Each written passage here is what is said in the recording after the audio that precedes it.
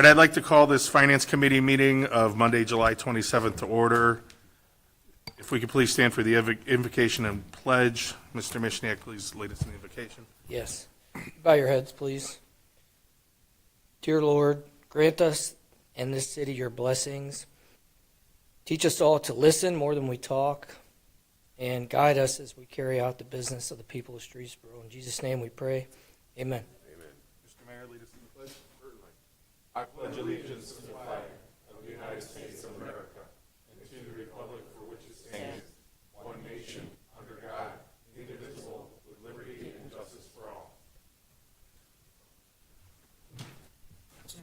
Caroline, please call roll. Mr. Lampa? Here. Ms. Glenn? Here. Mr. Lombardo? Here.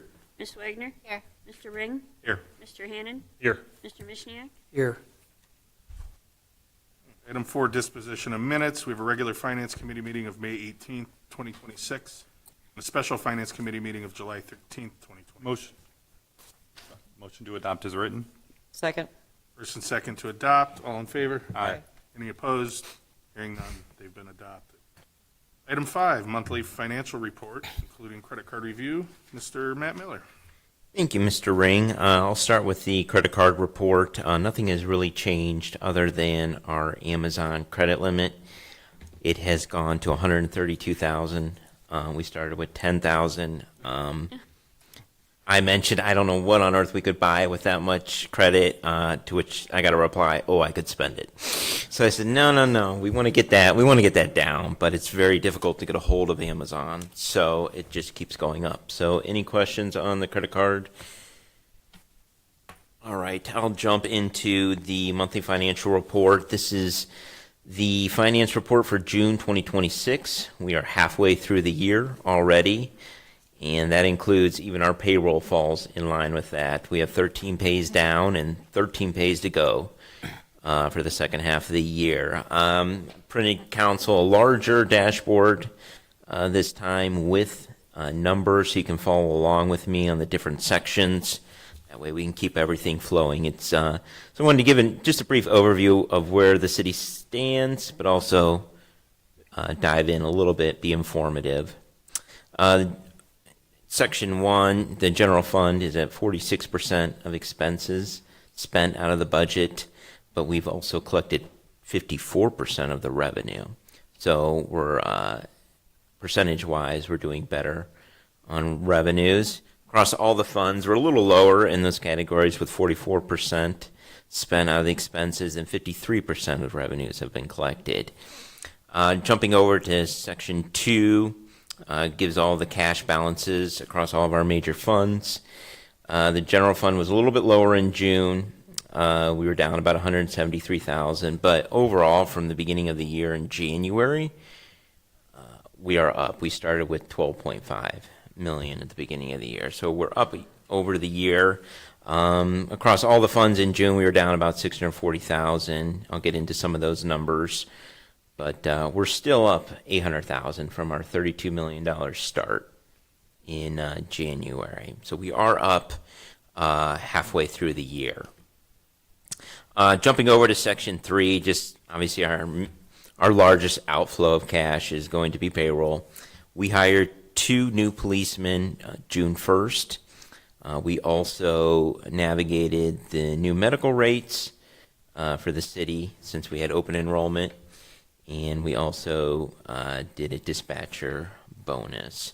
Across some of the different categories, capital, we did spend a bit on capital for the police department, working on their access controls, as well as another snowplow truck for service. And then we're still paying down on the city hall. We don't have any debt for a couple months, so I just listed one of our remittances to the Visitors Convention Bureau in the second quarter. We remitted $57,000. That brings their year-to-date to $93,000 that we've remitted, and then just gave you some operating expenses. Jumping over to number 4, income tax obviously is our largest driver of revenue. We collected $1.3 million in June. Interest has remained pretty steady, right under $80,000 amongst the other revenues. Water revenue is going to be down in June because it's the end of a quarter collection in July our second quarter bills went up. So you'll see that number jump substantially in July. But just going a little bit deeper into income tax in Section 5 in that bottom left, you're going to see, obviously the story hasn't really changed in regards to net profit. It's still drawing us down. But our withholding and our residential are up. Our withholding is up almost 215,000 versus the end of June last year. I mean, that for me is a great signal. It's showing how much employment is happening in the city of Streetsboro, because that's our main driver in Streetsboro for revenues. And then just jumping over to the right here, I change out this box each month, but every 6 months I have to remit to Shalersville their portion of the JED, as well as ourselves. And so I'm giving council some numbers there. I thought we started in 2024 collections, but we actually started back in 2023. And you can see the growth there. Our first half of June 2026 is actually 74% more than the first half in 2025. So we've already collected 67,000. And then I broke it down, how much goes to Shalersville, how much goes to Streetsboro. I'm hoping to hit, I would love to hit 50,000 for the year for 2026 from the JED, and that does look like a feasible occurrence with different withholding that's going on. Just jumping to the back page, obviously we're giving you the three largest funds that include our payroll.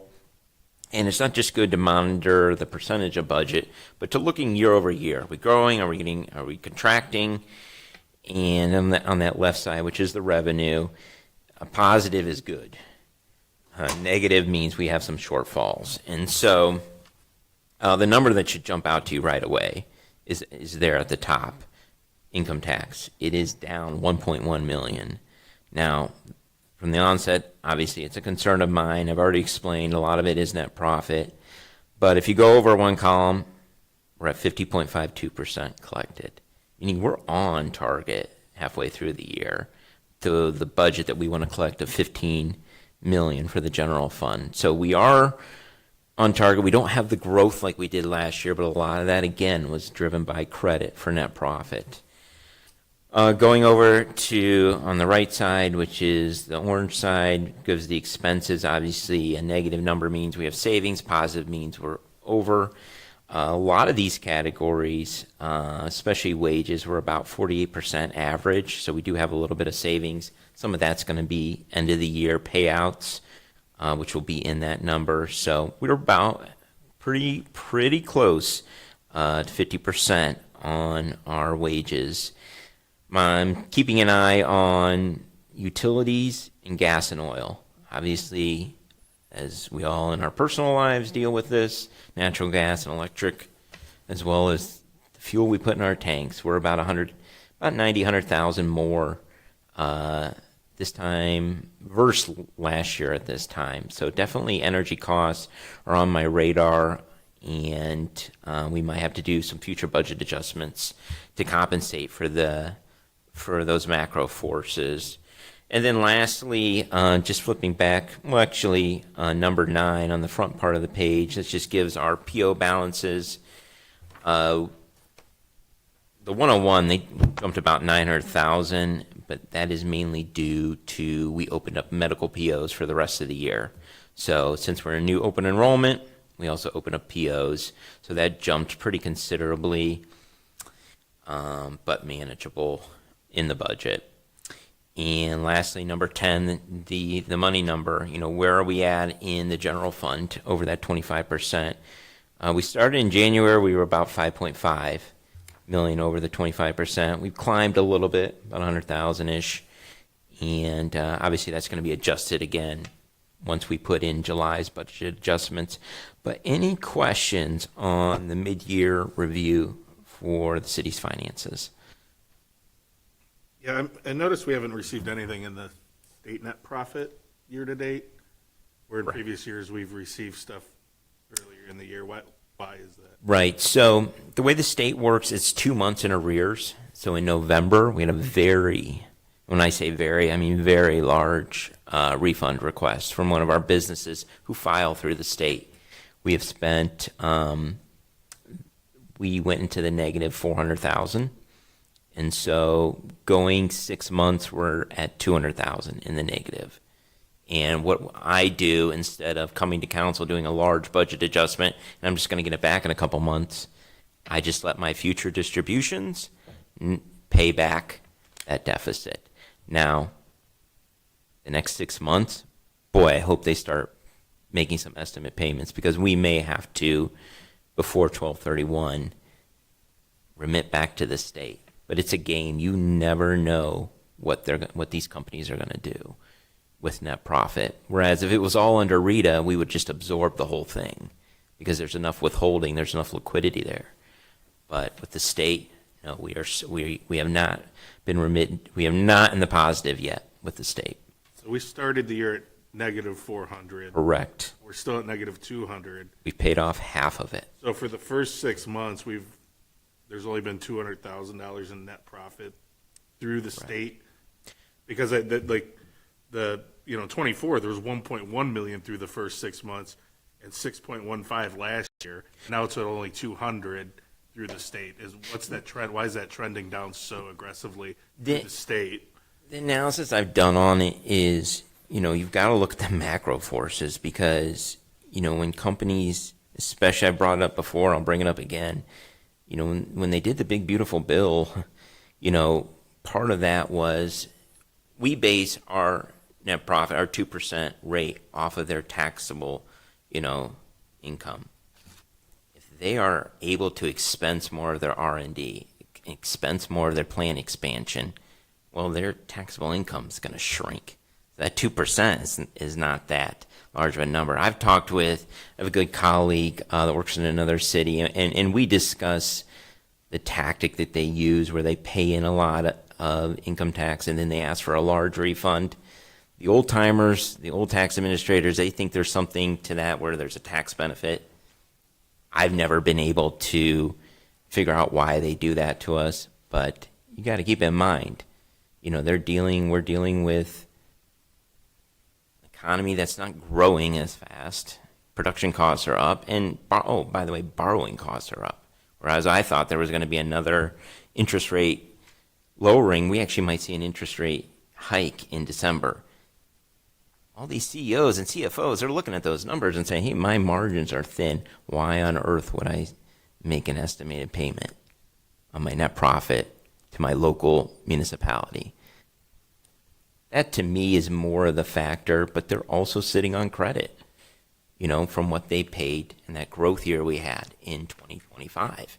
So you can leave that credit on account and they almost as if they park it. And I don't know how that benefits them on the federal and state levels. I haven't been able to figure that out, but it's probably the main revenue story for me this year is net profit just being dismal. If we wind up down 70% year over year, Mm-hmm. I'm hoping we're going to factor that into next year's budget, and we're not going to count on it screaming back up. Net profit, I understand it well, and it's extremely tricky. You can never. No, you can never. And they're also on different. They're not all companies are on calendar year. Some are on fiscal year. A lot of retail is right after the holiday season. They finally report their fourth quarter. I downgraded net profit considerably for 2027, but all that was done in April, May of this year. I'm trying to make a guess many, many months in advance. But apparently the guess this year, if we're at 50.52, we seem to be doing okay this year. We can always adjust it if we see this downward trend continuing. Any other questions? Mr. Lampa? Thank you. On number 8, what falls under other for 1.183 million for the general fund? I'm sorry. Number 8, there's an other listed. What's included in other? Let me see here. Get that real quick.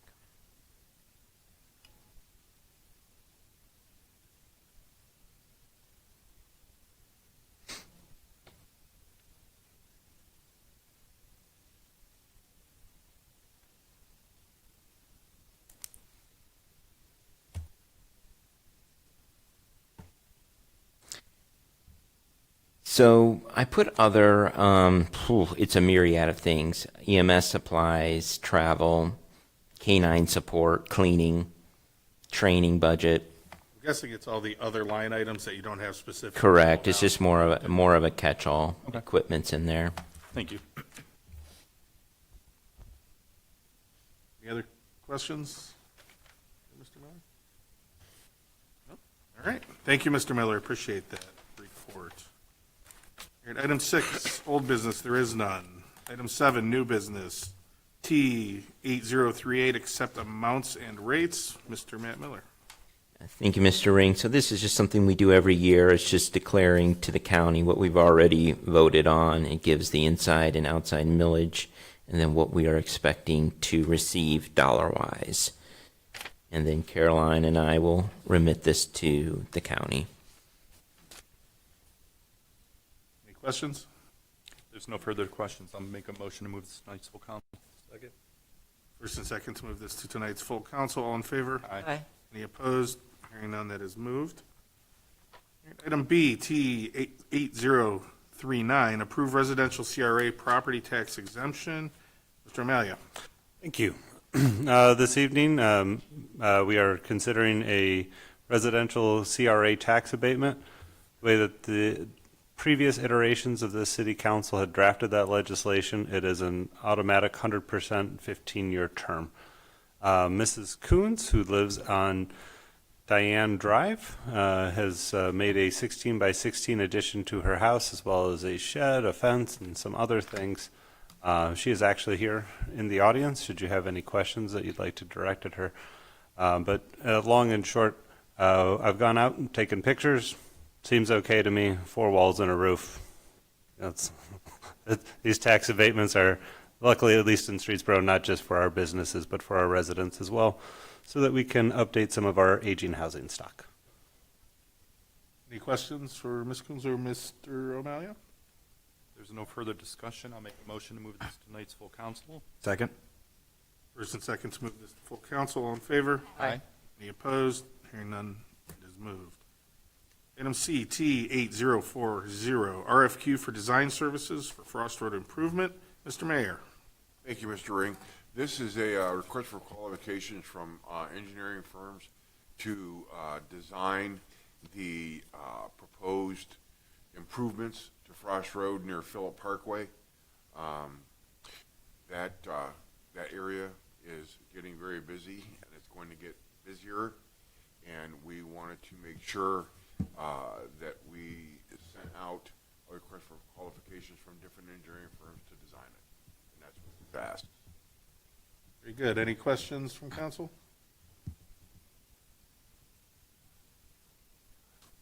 I'll make a motion to move this to tonight's full council. Second. First and second to move this to tonight's full council. All in favor? Aye. Any opposed? Hearing none, that is moved. Item D, T8041, contracts with various vendors for Gateway Green sidewalk materials. Mr. Bill Miller. This is just an ordinance allowing our service department to do the work on the Gateway Green, which is the oval. And we're also going to do a sidewalk across the street by UH. This is just an ordinance giving us permission to do that. Any questions or discussion? There's no further discussion. I'll make a motion to move this to tonight's full council. Second. First and second to move this to tonight's full council. All in favor? Aye. Any opposed? Hearing none, that is moved. T8042, contract with ODOT for 2026-2027 winter salt purchase. Mr. Bill Miller. Yeah, this is the yearly salt contract with the ODOT. I needed it passed tonight because actually I had a virus on my computer and I did not receive the original email. So they allowed me to get back in, but also I need it passed tonight. How did we do on salt last year? Did we run low, as cold as it was? And We didn't run low. What the problem towards the end of the year was, we couldn't get it fast enough. So we slowed down using it because it wasn't getting replenished quick enough. So we were probably around 4,000 tons. I mean, we're higher than normal. But we did have to slow it down because it wasn't getting delivered. So it seemed worse than what it was. Understood. Any other questions or discussion? there's no further discussion, I'll make a motion to move this to tonight's full council. Second. First and second to move this to tonight's full council. All in favor? Aye. Any opposed? Hearing none, that is moved. Item F, T 8037, amend 2026 annual appropriations number 9. Mr. Matt Miller. Thank you, Mr. Ring. This is request number 9. Some of the highlights on this request is going to be additional funds we needed for the JED remittance for the first half, which I was talking about earlier.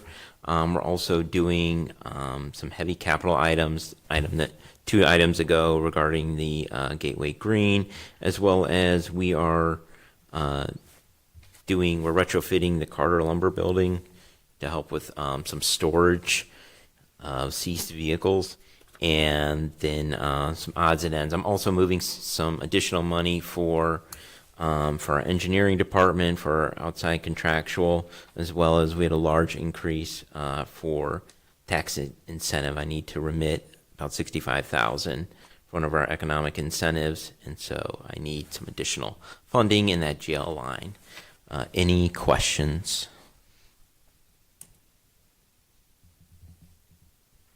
Any other concerns or discussion from council? There's no further discussion, I'll make a motion to move this to tonight's full council. Second. First and second to move this to tonight's full council. All in favor? Aye. Any opposed? Hearing none, that is moved. All right. Item 8, citizens' comments. Any citizens like to make comments at this time? Mr. Lamp. I'm going to take my council hat off. Okay. And be a citizen. So, as you know, we started the Friends of Streetsboro Parks 501c3, held some events, and the board has decided to just get rid of the Friends of Streetsboro Park. Resolve. Yes. So we had funds that we had raised from the last Paws and Pals event. So we had about, and don't quote me on this, about $3,100 in the account. So we all agreed that we were going to make a bench purchase in Eileen Fitzsimmons' name to be placed at Thomas Heritage Park, because that was her favorite park. For those that don't know, Eileen is the one that started this 501c3. That bench purchase is $1,600. And then we decided to make a DARE donation in the amount of $500, which I will give Trish the check before she leaves. I'll give you the check before you leave. And then the balance, I believe it's like $1,000, is going to go to the Friends of Streetsboro Libraries, which, correct me if I'm wrong, they take care of the storybook walk program. What's that? Okay. Well, I guess they're going to put money towards it. And then we're going to just dissolve it with the state. And just people don't have time to commit to it. Everybody's overcommitted. And we just thought making the donations to these places is a good thing. Very good, thank you. Any other comments? All right, seeing none. Announcements, a regular council meeting will immediately follow this meeting. Motion to adjourn. Second. First and second to adjourn, all in favor? Aye. Any opposed? Hearing none, we are adjourned.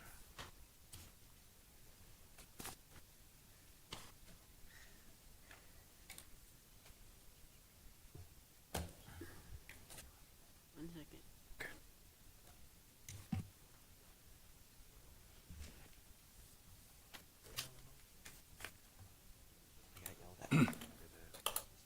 Did it loud, remember?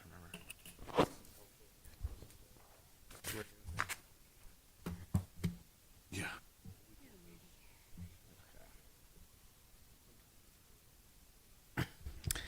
All right, I'd like to call this regular council meeting of Monday, July 27th, 2026 to order. Caroline, please call a roll. Mr. Lampa? Here. Ms. Glenn? Here. Mr. Lombardo? Here. Ms. Wagner? Here. Mr. Ring? Here. Mr. Hannon? Here. Mr. Mishniak? All right, item 3, disposition of minutes, public hearing of July 13th, 2026, pools, hot tubs, and regular council meeting of July 13, 2026. Motion to adopt is written? Second. All in favor? Aye. Any opposed? I'm hearing none. Item 4, citizens' comments. Any citizens like to make any comments? Going once? Oh, there we go. Hi. Hi, everybody. First off, thank you very much for giving me an opportunity to talk. My name is Samantha Solomon. Matt, is her mic on? Can you turn your mic Oh, on? just turn your mic on, sorry. Is it green? There you go, sorry. Matt's not. doing it at the same There we go. Okay. Y'all can hear me now? Yeah. Okay, wonderful. Let me start again. Hello, everybody. My name is Samantha Solomon. I am the Democratic nominee for State Representative in District 35, which encompasses the Streetsboro area. It's part of Summit County, part of Portage County, and part of Geauga County. First and foremost, I apologize for my attire. I have been canvassing all day in Bainbridge, so I typically look a little bit better than this. I just wanted to introduce myself. I know I only have a few minutes, but just a little bit about me. I am from Summit County, specifically Northfield Center, so the Nordonia School District area. I am an attorney. I specialize in working with victims of domestic violence, sexual assault, and human trafficking. I'm deemed an expert in the area of anti-human trafficking, meaning I am working with the Ohio Attorney General, I'm working with the Governor's Office, I'm working with Senator John Husted on an array of issues specifically related to human trafficking. But more so and more relevant as to why I decided to end up running is one of the key things that I do is I have regularly worked with multiple legislators on both sides of the aisle to draft, revise, and to get multiple pieces of legislation passed through our legislator. I tend to be the connector between a lot of legislators and direct service providers. So along with doing direct services and offering legal services, an array of legal services to survivors, I'm also doing a lot of trainings, I'm doing a lot of legislative work. And I have realized that there tends to be a lot of issues when it comes to pieces of legislation and our legislators actually being proactive in doing things and connecting with the community members. One of my key initiatives throughout this entire campaign is really focusing on building that relationship and building that trust back with the voters themselves, as I feel there tends to be a lot of issues with and trust between the voters and their elected officials, particularly their legislators. So with that being said, I don't want to go on, but I just wanted to make sure that I introduce myself. You will be seeing me around if you haven't seen some of my signs around already, and I am more than happy to continue this conversation. If anyone would like an opportunity to talk to me, I would love to have the conversation. So thank you very much for your time. I appreciate it. Thank you. Thank you. Thank you. All right. Any other citizens' comments? All right. Moving on. Item 5, reports, communications from departments, boards, and commissions. Fire Chief Reinholtz. Thank you. Past 2 weeks, no major fires in the city or surrounding mutual aid communities. We had successful resuscitation. PD, police department was on scene doing CPR. We continued and were able to get a pulse before we arrived at the ER. So that was good news. Mud Day. Tinkers Creek Church has an annual mud day where they have a big pile of dirt, and we go over there with our tanker full of 2,500 gallons of water, and we make mud. And the kids have fun, slide down the mound. I've been busy ground aerial operations and also water tanker operations. And we have one guy at the National Fire Academy in Emmitsburg, one of the guys from fire prevention, for a 6-day course. That's it. Thank you, Chief Reinholtz. Chief Wayne from Police. Just a couple things. I got confirmation today, actually a little bit after this morning. 2 of our officers are going to be teaching at the Law Enforcement Training Symposium this year. It's the Attorney General's annual conference for law enforcement, and Officer Timmy Batley and Sergeant Sedlecki are going to be there and presenting a section on sextortion. As some of you probably remember, Tim and Tamia Woods started up a foundation after their son died as a victim of sextortion. And we've kind of taken it, I don't want to call it a pet project. It's a project from the heart for the department that we work really hard to make sure that victims know that they have a safe place to come and report, and we deal with families. We've taken calls from around the country after James took his life, and it is a very important cause. The family's having their fundraiser for their foundation this week. It's a run walk at City Park. I encourage anybody to attend if they can. Last year, one of my officers decided to run it in full uniform.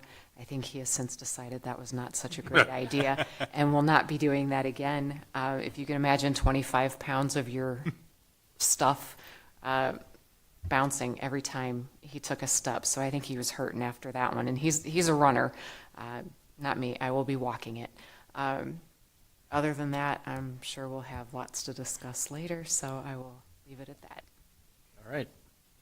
Thank you, Police Chief. Matt Coffin from IT, anything to report this evening? There's nothing tonight, thank you. All right. Ms. Edgar, Parks and Rec? Thank you. We are looking to break ground for the playground this week or next, so it's getting real close. We were also able to get all the electrical art boxes up and installed, so we did 4 new ones this year, as well as replaced the one that was damaged in a car accident last year. And we're getting ready for the beer bash that's on August 15th, so. All right. Thank you. Mr. Amelia? Thank you, Mr. Lombardo. The Portage County Regional Planning Commission reached out to me on Friday. They've asked us to petition the Board of County Commissioners as well as the state of Ohio for a possible extension on our CDBG dollars. Those funds must be expended by August 31st. They believe that they have some sort of a window of opportunity to ask for an extension. They asked me on Friday if we could pass legislation, and I said, I don't want Caroline to knife me, so no. So I instead asked if we could get a voice vote, and they're fine with that. I'd like council to consider the motion of the city of Streetsboro does hereby request the Portage County Board of Commissioners, as well as the state of Ohio, for a continuance to spend down its CDBG allocation for a period not to exceed 12/31/26. If council's willing to entertain that motion, I'd love to just record a voice vote and pass something on formal to them. I'll make that motion. Second. A motion and a second. All in favor? Aye. Any opposed? I'm hearing none. That passed. Thank you. I'd also, Acceptable, you don't need a roll call? Just clarifying, okay. I'd see the sign. They've got problems. They need to work with me earlier. Secondly, I'd like to request a special finance committee meeting on August the 10th. I have some economic development things coming through the pipeline, and I will not be able to be here on the 24th. Thank you. Thank you. Mr. Chesnowski? Thank you. Just not really anything new. Just wanted to let you know that we are still working with the Planning Commission on sort of round 2 of process improvement and zoning text amendments. Our second conversation with the Planning Commission will be taking place at their next meeting on August 11th. Got some good feedback from them at the last meeting, so we're tweaking our original draft to address their input, and again, we'll be discussing it at our next meeting on August 11th. Thank you. All right. Thank you. Mr. Bill Miller from the Service Department. We ended up getting our milling machine and paver, so tomorrow we're going to train on it, and then you'll see us on Diagonal and Seasons Road the next month, so we're going to have it a month. All right. Mr. Matt Miller, anything else to report from Nothing more to report this evening. Thank you. And Ms. Lockhart-Reese? I have nothing new to report. All right. And Law Department, Mr. Grandinetti? Nothing to report this evening, thank you. All right, thank you. Mr. Lombardo? Yes. Just a quick question for you. Before we get started with all this, are we able to, when we do get this second reading, are we able to open up a little bit of discussion for the flock cameras? Yes. Since you weren't here, and looks like we have some residents. Sure. Thank you. You're welcome.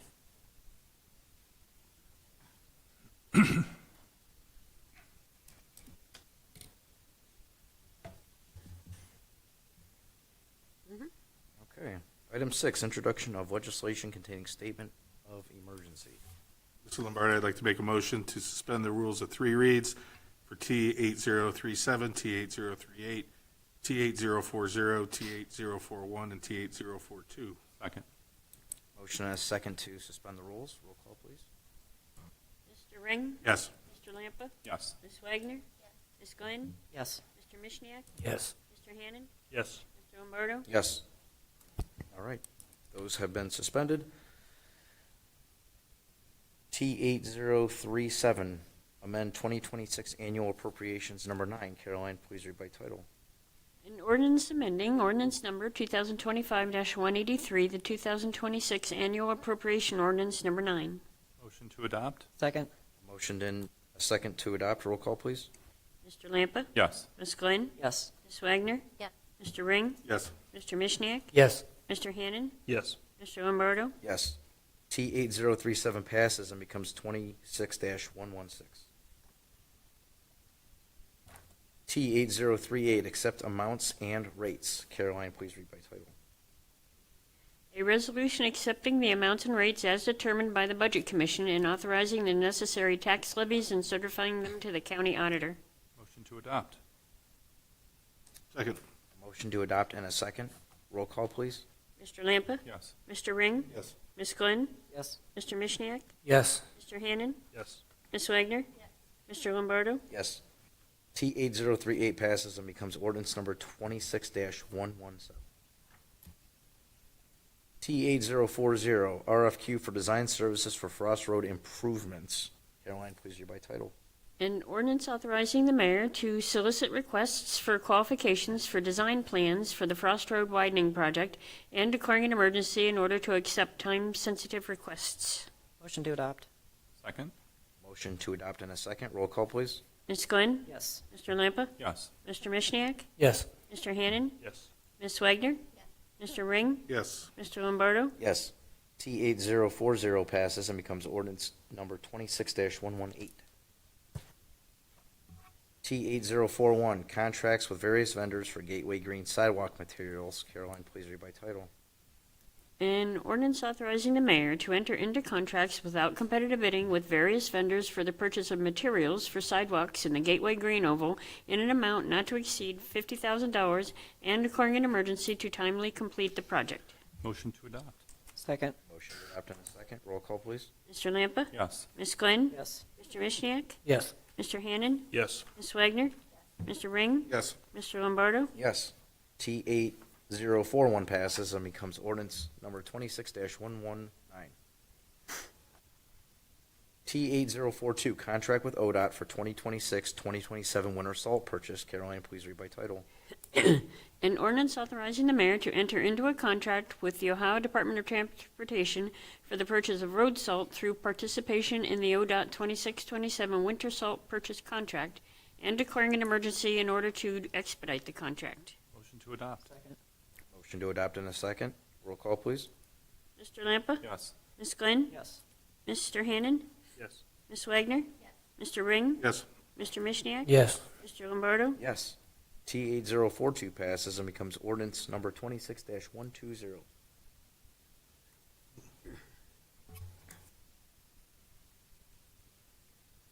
Item 7, first reading. T8039, approve residential CRA property tax exemption. Caroline, please read by title. An ordinance approving a real property tax exemption for Barbara and Brian Coons relative to the property at 708 Diane Avenue, Streetsboro, Ohio, permanent parcel number 35,023,000,100,000. Binary code. Item 8, second reading. I'm going to make the announcement of what it is, and then we can have a discussion. You want me to read by title first and then open it? Yeah, T8027, purchase flock cameras. Caroline, please read by title.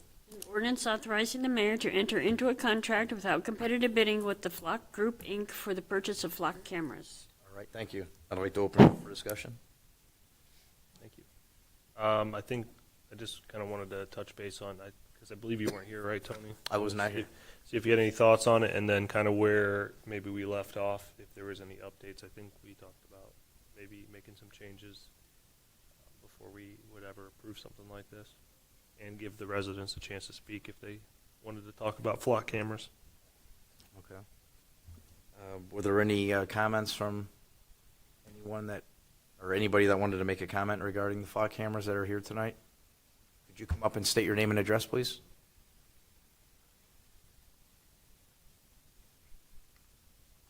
My name is Collins David Kane. I live at 1738 State Route 303, apartment number 81 in Streetsboro. And please bear with me because I've never done this kind of thing before. So No problem. Take your time. So I read up a little bit on the discussion that happened with the flock cameras. Specifically, I read an article from the Record Courier about it, and I just had a few questions. From what I understood, you are the best person in the room to ask about this.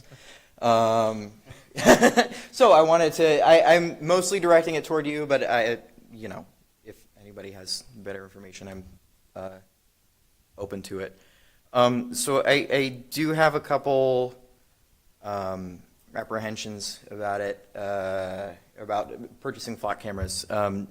Specifically, and I know someone was talking about this, at least according to Record Courier. I forget who it was, and I apologize for that. But I guess I'm wondering how it seems a little creepy to me to know that cameras can watch wherever I go. I believe one of the comments made was like, I don't want cameras watching all of the nothing that I'm doing. So anyway, but it is a thing. I know Flock, when they initially came out, they were advertised as marketed as license plate readers. We've since become public knowledge that that is not entirely everything they can do, and that they do have facial recognition software. No, they don't? Okay. Lock cameras are different Okay. than other types of cameras. So the contract that we're looking at, and I'll answer now, so if you have additional questions, we answer course. everything. I am not the expert in the room this time. I probably was most knowledgeable last time. I did bring a Flock representative to come in tonight. So we have Kevin Kane, who is sitting in the audience. So if I don't answer or can't answer as well, Okay. he is more than welcome to jump in. So there are different types of cameras. The cameras that we are looking at are a stationary. There is no facial recognition. They don't zoom in on faces. They are just, boom, there's a camera, there it is. Probably less technologically advanced than the majority of cameras you are being in the vicinity of a vast majority of your day. Okay. These are just stationary, and the only, I want to say, recognition factor that they have is that they can recognize bumper stickers or damage or maybe a broken out window or a luggage rack. It's not the driver, it's not the passenger, it's not anybody in the car. These are strictly looking at vehicle alone. Okay. And then, all right, that answers my second question. So then the other one,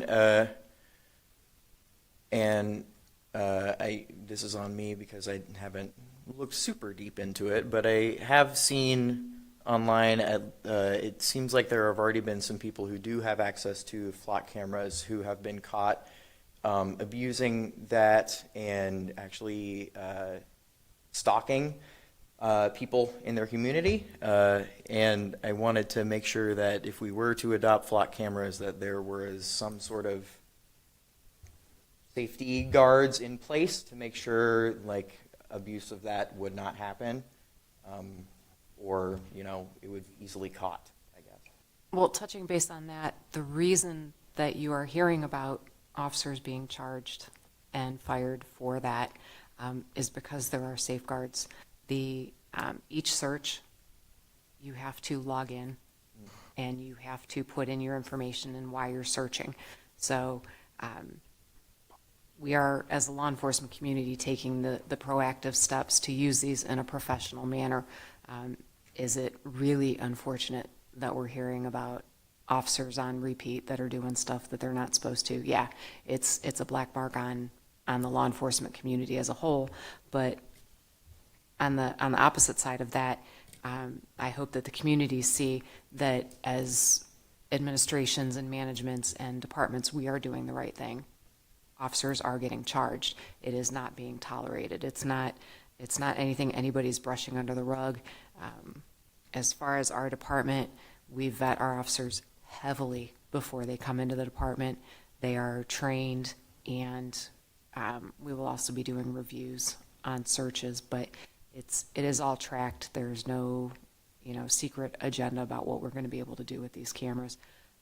It is a crime-fighting tool, and it is really a force multiplier for how much that we can accomplish.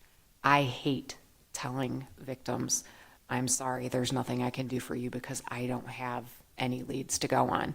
The main one that sticks out to me is we have a motorcycle that was struck by a car on Frost Road right outside of our old city hall.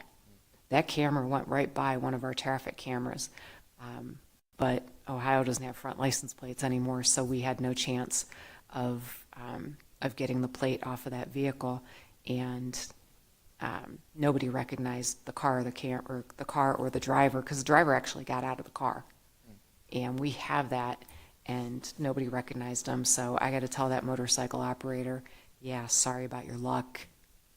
We've got nothing. And had we had a flock camera in the vicinity, then maybe we'd been able to do something for him and he would have got justice criminally.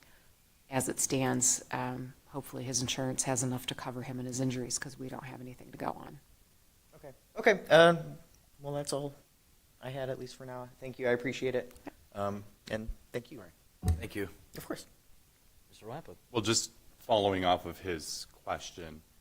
So you said that searches are monitored? Is that You have to put in a reason, like a case number, the officer's name, and the reason for the search. And then Is in there. does FLOC provide like a report that you would review to see what officers are looking at or why they're looking at it? Or I'm just thinking I've seen one of the searches. I don't know exactly. Yeah, sure, go on. Mr. King can probably represent. I've seen like the search showing the stuff, but I don't know the actual search function. Oh, sure. Good evening, everyone. My name is Kevin Kane. I'm from Flock Safety, and I'm more than happy to answer these and other questions that may come up tonight. Specifically, as the chief mentioned, whenever a law enforcement officer logs into the system and conducts a query related to an investigation, you have to have a specific reason.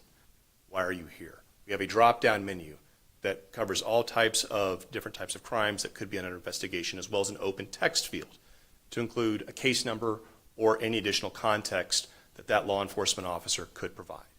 Once that query is conducted, there is an audit log that is captured. Again, all data, to include the data from the cameras and the audit logs. This is what belongs to local law enforcement, Flock Safety, and we encourage regular audits to ensure proper use of our system. So you cannot simply conduct a query and then clear your search history and it just goes away. That's not the way that our systems works. Although we have a 30-day data retention policy by default, the audit logs don't go away. And we encourage regular auditing to ensure proper use of this important technology. Okay, thank you. And Chief, do we have, or will we have anything in place to, review the audit logs?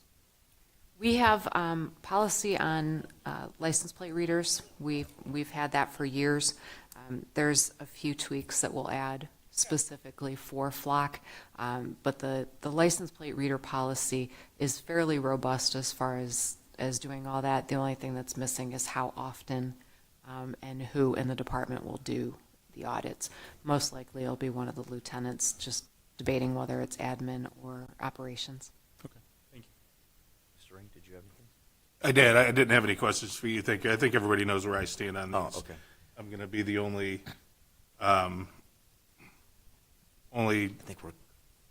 no vote, apparently. I'm the lone wolf, and I'll continue to be a no vote. But being that it's going to pass, I understand that. I think it's behooves council to require two things. One is I think we need to see the contract itself, period. We need to be able to read through and understand the contract between our city and Flock, and understand what's in that contract and what we're liable for, what they're liable for. We're not doing our jobs if we don't inform ourselves of that contract. So I think that's a requirement we need before we say yes to this. The other thing I think we really need is a legislative policy for us to codify certain elements of policy. I wrote a few ideas down for overarching themes, such as restrictions on access internally, who's allowed to use it. Are we going to designate certain users, or are we going to allow every police officer to use it? Do we think it's a good idea to only have a few to create an even more robust security around access? Externally, who's going to be allowed to access our data? What other agencies, if any? My opinion is we shouldn't allow any other agency to access our data. Data retention, if this is going to be used in real time, if it's going to be used as a license plate reader to catch that bank robber who's coming into town or that murderer who just entered our town, then I don't think data retention needs to be 30 days. I'd like to see 7. We know data ownership. We own the data according to every source material I've found, but that's one of the reasons I want to read the contract to ensure that. Also, I'd like to see a monthly report to council in our safety committee meeting indicating the number of uses that in total, how many times searches have been done, a number of those uses that resulted in actual charges or actual finding the criminal, the number of searches broken down by search reason, and the number of unique users doing those searches. Those are just some of the things. Again, these are just ideas I'm off the top of my head. If we're going to implement it, we need to have strict governance of it, and we have to have complete transparency. Period. We don't have to have what criminal cases. I don't need case numbers. I don't need that type of stuff. Just more executive level or high level. How many times of those times resulted in actual charges? What are the search reasons? Give us the reasons that the searches are occurring in general. Again, those types of policies are what I'm thinking would be appropriate in order to ensure that we have the transparency that I know our residents want, and that we have the governance, and we have governance over this as well as the executive level. That's all I'll say. Thank you. Mr. Mishniak? Oh, thank you, Mr. Ring. I hear your concerns.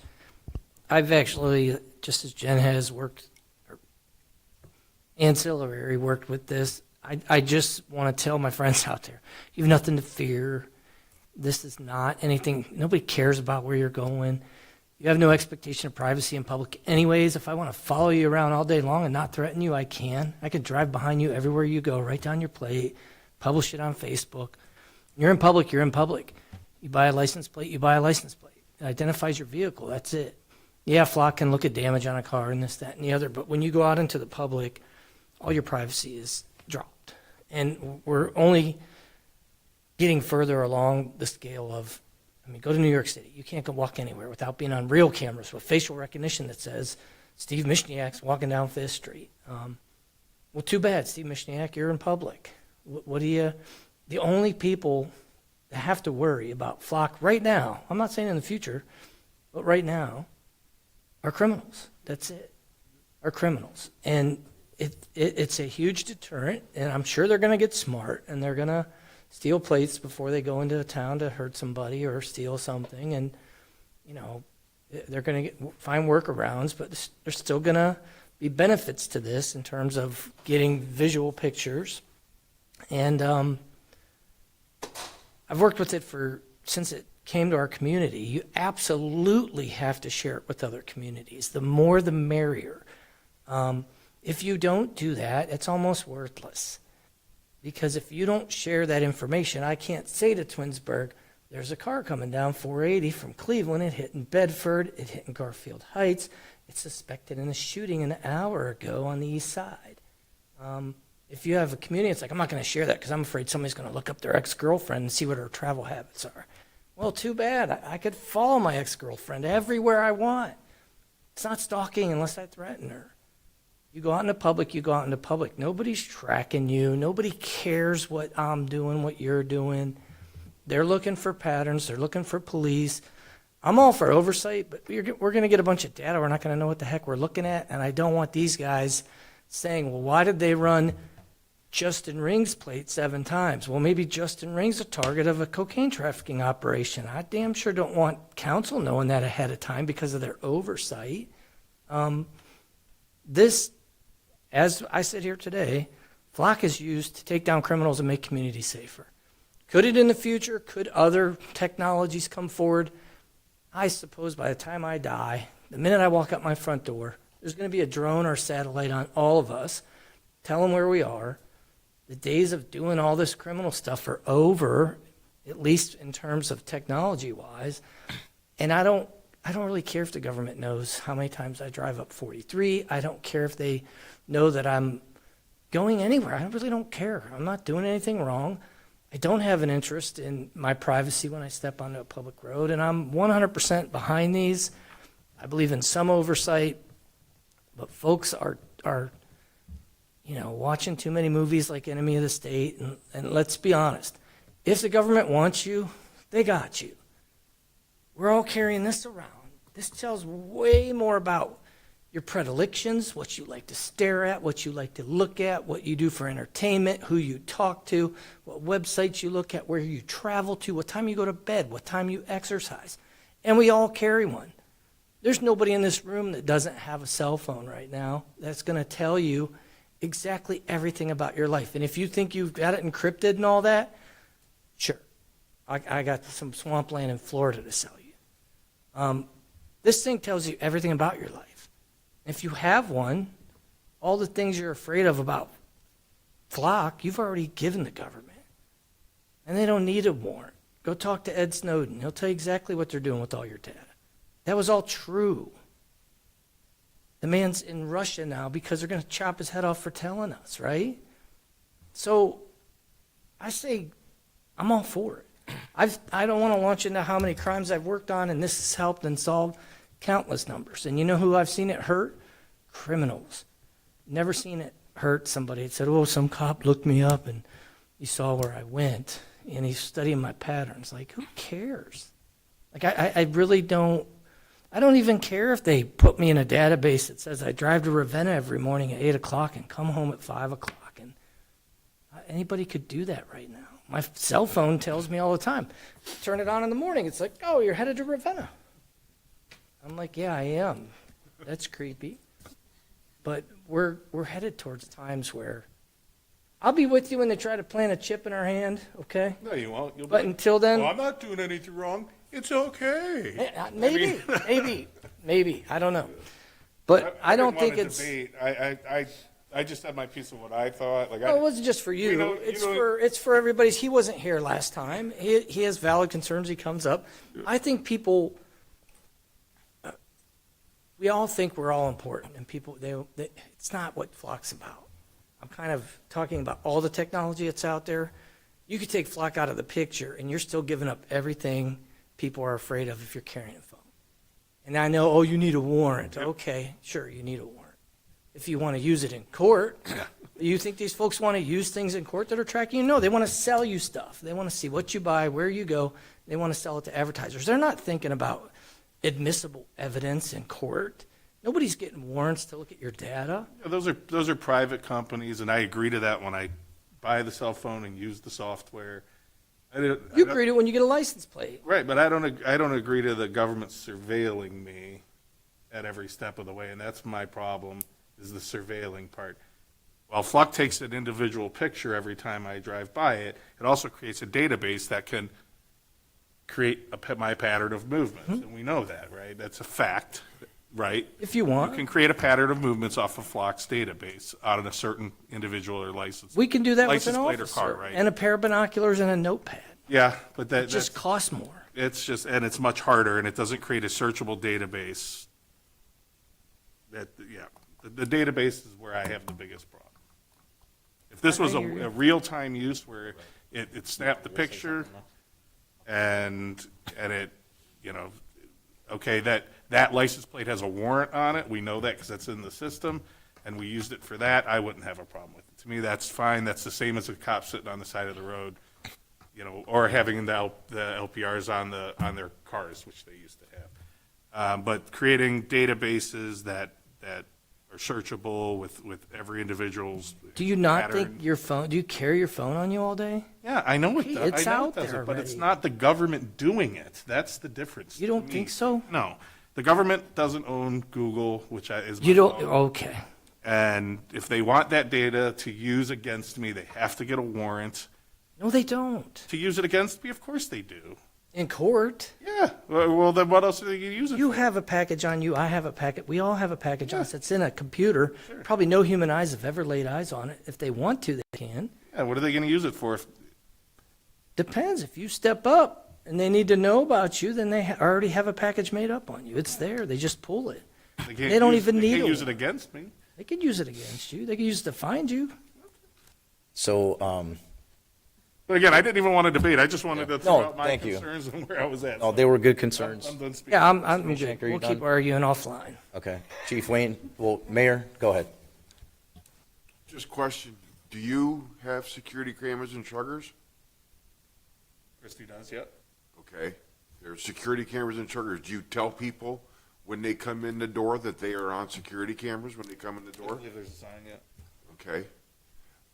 If there's an altercation inside Chuggers, do you refuse the video to the officers that are investigating? Or portions thereof. You can. Do you? It depends, Not- I would not as a imagine. rule, It depends, correct? I would imagine. No, they've actually given us their videos before. I can speak for him. In a criminal prosecution, they've been very cooperative. Yeah, The point I'm trying to make, I don't want your but customers it's not to know that. required. no matter where By the you government. go, if you walk into Walmart, and if you've noticed, Walmart has really upped their Okay. game on their You can just security stop. I cameras. know what you're going to say, Mayor. This is a tired argument to me. That's private property, private cameras, not the government doing it. It's two different things. It's a public road, I don't care. Justin. It's the private, not the government doing it. I don't want to argue because you're not going to change my mind. Well, of So, course it's not. yeah. You're not listening to reason. I don't, Okay. I don't understand what is the difference between someone capturing a license plate that if it's not the license plate they're looking for, then it just goes by the wayside. Well, after 30 days, It just goes collecting by- your license but plate if over and it is over the and one over and that over. they are looking for, if it is the one that they're looking for, it sends an alert. I get it. I understand. There are 500-600. Look, I understand how these America that work. are doing- I understand what they're doing, what you're doing with them. I'm just against them. I don't think they should exist. To me, it's an overreach of government. That's where I stand, and that's where I'm going to continue to stand, and I'm going to stand on that when I vote. I know it's going to be 6-1. I know that, and I think the only thing I can do is try to convince council that we need some type of legislated policy passed on that designates the use and restricts some of this stuff. If they don't, if council doesn't agree with that, they don't agree with that. These are just what I'm suggesting. I think it's an overreach of the private sector to record me every time I walk into a store. Sure, you don't have to walk into that store. Okay, and you don't have to drive. Driving is a privilege, not a right. God. Mr. Hannon. You take a horse. Thank you. No plates. Appreciate it, Mr. Lombardo. One of the things that kind of, I don't know, rubbed me the wrong way a little bit was the recent uptick in the price. I don't know why that rubbed me the wrong way. You know, you would be charging Streetsboro more for essentially other cities and their damaged cameras. Like, I don't know if that's like a across the board price increase, but you know, we were originally quoted at a different price, and now it's going up. So I didn't really like that. But what I suggested at the last meeting was some sort of compromise. Kind of like Mr. Ing, you suggested, if you believe it's going to pass, you suggested some ideas to help kind of mitigate some of those problems. I suggested a compromise of, if we are going to put in flock cameras, maybe less flock cameras. Why? So some of the people that, that are in the community are saying, okay, I don't want people to track me when I'm going to get my morning coffee. Okay, so when I first heard about flock cameras, I always assumed we were just going to get one, and we were going to have one on 480. Thousands of people travel in and out of the city through the main artery, and that's generally where a lot of the crime comes in and out of. People, rob Walmart or whatever, and they go down 480, or if they're coming through 480, whatever. So instead of some of the main intersections where people that live inside Streetsboro and maybe don't necessarily travel outside of Streetsboro aren't being, quote unquote, like tracked on a daily basis. None of those people are being tracked on a daily basis. It's sitting in a computer somewhere till the retention period runs and then it's dropped. No human eyes even lay on. It takes away the possible fear of being tracked. These fears are not founded in any reality. These not for flock. These folks are not being tracked. It goes into a system. It gets flushed. If there's a robbery, a burglary, and you want to check all the main arteries to say, hey, we know it happened at 2 a.m., but the officers were on Page Road at a domestic, but there was a shooting, a drive-by in front of a house, then we have one camera on 480. It's not going to help us. If we can check all the arteries going in and out, it's a force multiplier. They're going to catch the criminal, or at least hopefully find a plate and go knock on his door and say, hey, this plate was involved in a shooting. It's the only car on that road during the shooting. That's the kind of stuff that Flock does. It doesn't care what the rest of us are doing in our normal. It really doesn't. I know we all want to feel important. The government's watching us. It's all on your phone, and they are. Those fears are true, but we've all given that up already when we signed up for our phones. To limit it to one camera to satisfy what? So that the criminals know, oh, okay, I'm just going to come up 303, there's no cameras. Look at all the sites that go up. Oh, here's the flock map so I can avoid it. Like, good for you. Avoid putting yourself in a database. Yeah, I see them all the time. People post them all the time. Like, and you know who's actually studying those if they want to do crime? Criminals. Like, they're trying to work around it. So, okay, I'm only going to break into houses where you got to trust your law enforcement to say, this is where I want them. I had a disagreement with her just briefly about strategic location, but in the end, we have to trust the chief. They know the arteries that work, to choose the right number of cameras, place them in the right places to make it a force multiplier, and let it go. Come up with a retention period. I get it. Who can use it? I think every officer should be able to use it. They're already sworn officers. And if somebody, misuses it to track Justin when he's going somewhere over and over and create a database, then fire that person. Like, create a policy. I get that. But don't try to split the baby here and think you are never going to satisfy the anti-flock crowd unless you completely smash their cameras, tear them down, and don't have any in the community. So your community is completely at risk. And don't share them with other communities. It's stupid. It's absolutely stupid to not, because you're getting their flock data and you're getting the patterns from other communities. Like, there's no correct answer where you can split the baby here. You've got to trust your law enforcement to do the right thing. I mean, if you look at, and correct me if I'm wrong on this, but Lowe's or whatever that, I don't know if it's Lowe's specifically, but that plaza has one. There's one, and It's Lowe's, yeah. more than one. Where are they? I only see the one. Yeah, there's And 3. you know what they're looking for? The guys that go around and steal 17 vacuums, return them to, the Bedford, and then bring them to Streetsboro, and they're making $1,200 a day stealing vacuums because their plate goes into a database. They're not looking for me and you going up to pick up some 2x4s. Like, these things work. These things help crime. They deter crime. If the criminals here, Streetsboro is covered with flock cameras, and the poles are greased and they can't get up and spray paint them, they're going to steal a plate, but we're still going to get photos of the car. It's still going to be useful information, but it's going to deter them from coming to Streetsboro. That is worth the price of admission alone. Once the word gets out, so be it.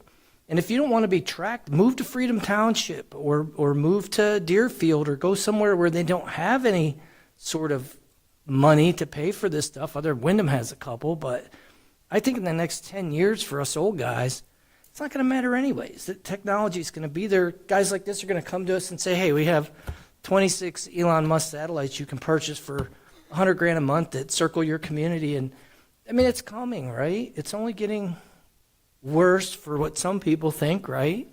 Better for what I think, because I really don't care if they track me. I don't care. Coming because we allow it. True. Absolutely true. That's true. I don't disagree with you. It will make you safer. It will. Overall, it'll make your community safer, 100%. So one of my questions for you was, when people misuse this in law enforcement, are they just lying about what they're searching for? So like, do they put in, from the drop down, they select something, but then look for something else? Candidly, sir, it's difficult for us to say exactly what their intentions were because, again, this is not our data. This belongs to the local communities, with the local chiefs and police departments, in charge of their own policies. It's difficult to say exactly what their reasons were, but this speaks to the power of auditing and regular audits to ensure proper use of this. I can't give you a good answer for what someone may be saying, but because our audit logs are effective, it is easy to identify patterns of misuse. Thank you. What is the worst misuse that's been recorded anywhere? Like they looked at somebody they shouldn't have been looking at in their travel habits, or did somebody use Flock to commit an actual crime of violence against somebody? I've never heard of Flock being misused to the point where somebody was hurt. Again, sir, this is not our data. This belongs to the communities. I would be strictly relying upon press reports. I don't have really any insight to provide on that. Based off of, wide, press reporting, it would appear that, I guess more often than not, it would be the case of someone looking up, an ex-boyfriend, ex-girlfriend, or something like that. I have no data to back that up. Again, this is just anecdotally, just looking at press reports. So I can't say, exactly the reasons or things like that. But again, folks are finding out very quickly if there is abuse, you will be caught and subject to appropriate criminal prosecution. Yeah, I think that's where our policy should lie, and the oversight should lie there. Like, okay, if somebody gets on there and they want to look up Billy Miller's pattern and it's not criminally related, you trust your law enforcement to say, hey, Petro, what was this for? Why are you tracking Bill? And then the chief or lieutenant or captain or sergeant can decide whether it was appropriate use of the Flock system. But I don't think sending us reports to look at that type of information is the kind of oversight we want. I mean, that's just literally like, what if they are targeting you? What if they're targeting me? What if you don't want to tip people's hands? Again, when I asked for that, I said an executive summary view, not a detailed level of who and what crimes and what they're searching. More, I was thinking just at our safety committee meeting, we could get a monthly or quarterly report that just states, hey, how many searches have been done in total? How many of those have resulted in criminal charges in total? What is that? How does the two of those correlate? They don't. I want to know how many searches the police have done and how many charges have come out of it. How effective? That's not a measure of its effectiveness. Is that our department or all local? No, it's not, because you could do a search and then it comes up with the criminal that committed that act didn't hit the cameras. You're going to say that's a failure? No, I just want to know what the effective rate is on what we're searching, right? So, and I'm not saying that necessarily if we search 10,000 times in a month and we only have one criminal charge, that it's not effective. That's not what I'm saying. I'm just saying I want to see the percentage in the disparity or the percentage in the. I'm going to give an example, and this isn't anecdotal. This is actually happened, and it scares me a little bit. I think probably a lot of us have read the news articles that came out of LA that out of 496 hits for stolen vehicles in a 1 month period of time, 32.5% of those were improper hits where the cameras got it wrong. And that's 161 times out of 496 that people were subject to felony police stops, pulling them out at gunpoint because the camera said it was something that it wasn't. 32% of the time. Wait a minute. I can speak for this. But that is the agency who entered it and did not take it out's fault. That happens quite often, and I can name a large city that's really close to us that does that quite often, and we have that issue. Well, that's a problem. And yes, and we deal with the agency that did it. Yeah. And I'm sure Steve has heard of that too. An agency that doesn't remove it from the item, it still sits on flock. That's not the flock camera's fault. Well, no, That's the agency that put it in and didn't remove it when they That's were not supposed 100% of the time. There's plenty of That's a times where large, the large camera misreads the plate. The plates are dirty, they're skewed a little bit, and the AI fills it in and it misreads it. That absolutely happens. Flock, you probably have the data better than I do, but the last that I read records about 20 billion cars and plates a month, and out of that, there's about a 3 to 7% miss rate, so about 1 billion a month that are misread. And Those aren't all stopped. Those are just no, that's just reading. That's Yeah, just what I'm talking about in California were actual. They were hit for stolen vehicles and they're felony stops now. Yeah, but when they get stopped and then they run them, do they clear it as saying, "Oh yeah, it's not"? Yeah, after they've pulled a family of 4 out at gunpoint because the camera got it wrong. Yeah. No, I mean, not all felony stops are as you've described. Okay. Well, but I'm just saying that's the risk, and at a 32% fail rate there, that really scares me. There's been a lot of people arrested just wrong identity, wrong names. It happens all the time before flock. Wrong color of car, or it's a red car. Well, and people you pull get out the mixed up wrong on a red warrant. car. There's a warrant for someone that should went in under their social when it should have been had nothing to do with flock. It's just it happens. Yeah. Okay. Mr. Lamp has been waiting. Thank you. So when the chief sent her email out about flock cameras, I had no idea what a flock camera was. No idea. So of course, as I always do, I go and do my research. Now, I didn't know Kent has them. Does Ravenna have them as well? Yeah, Ravenna has them. I don't think Kent has them. Kent passed legislation saying you can't put them Okay, up. so Ravenna, Twinsburg, Aurora. Yeah. So I've been recorded for how long have they had them? Yeah. I don't care. I'm not doing anything wrong. Like, do people even know, like, when they drive down 43, you're being recorded? When you go to Ravenna or Kent, you're being recorded? I mean, you're not doing anything wrong. Don't worry about it. So I agree with Steve, and I just wanted to point it out that I had no idea what they were. I believe it's a good thing, what I've read about them. I camp out in Sullivan, Ohio. In Wellington, the one flock camera was the one cut in half. I know exactly where it's at. It's on Route 58. But I did want to ask you, had we passed this at the last meeting, would we have gotten the lower price versus what you're charging for insurance now? It's my understanding, and Chief, please keep me honest here, that the additional increase with the flock camera protection plan was part of that. But I don't want to say anything misleading because I'm not 100%. Because the last meeting it was 55,000 and now it's how much? I can clarify on that one. Their price changed Thursday before the council meeting. I did not have the info until after that. So Is that everything had price already been increase due submitted to before just that. the insurance of people vandalizing them? Yeah, it's unfortunate, but it's the same thing with any business. The business isn't going to lose because they're the subject of theft, vandalism, however you want to describe it.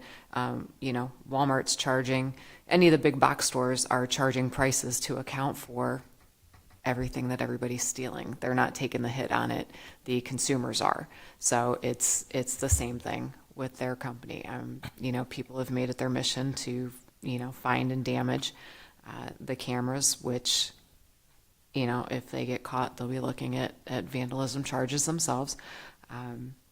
But yeah, do I expect any company to take the hit on it? No. I mean, it's a profit world. So I did want to mention, we've been focusing really hard on the criminal stuff, and just in the past couple days, Lorraine located a 16-year-old that shot and killed another family member, a 67-year-old, they found that car and the suspect within a half hour based on flock camera hits. So it's one of the reasons that not just having access to other agencies or to your own agency, but to having access to other agencies is why it's so beneficial and important. Because if something like that, happened here and no other agency is sharing the information with us, then we have a suspect that got away. Additionally, Medina police had a 75-year-old woman that went missing from a craft show. And we always assume that we're going to find those suffering with dementia or some cognitive issues or medical issues. They'll be close. We've gotten really fortunate when we've had that happen here. We've found people relatively close. We've also found people near state borders and crossing state borders. So Medina is looking close for the woman, and she was found by Cincinnati. And she was found because of the flock cameras. They were able to track the car into finding her. We've had several of those ourselves.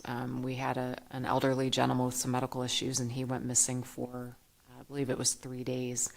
And, again, can I say for sure, had we had flock cameras at that point, that we would have been able to track him to at least a better location? Maybe we would have, maybe we wouldn't have, but we would have had a better chance. Fortunately, that man, we ended up finding him before he suffered some serious medical consequences. But it isn't just criminal. It's missing kids. It's Amber Alerts. It's kidnapped victims. There's stories across the country that people are being found because of these things. So while the criminal element is a significant portion of it, we do have innocent victims and kidnapped victims and custodial interference that have been found because of these cameras. And I think that's a really important topic to consider. Some of these victims, had we not, and I say we, law enforcement as a whole, not had these cameras, we likely would not have found them. And nobody in law enforcement wants to tell a family, sorry, we just don't have the capability of finding your missing family member, your toddler that's the subject of an Amber Alert, because we don't have the cameras. So I just want to make sure we touch on that it's not just a criminal element that we're looking for, that there's a lot of other things. The other thing I want to mention, you're talking about the 7-day versus their standard, I believe, is a default 30 days. I understand why you'd want to keep a limited time period.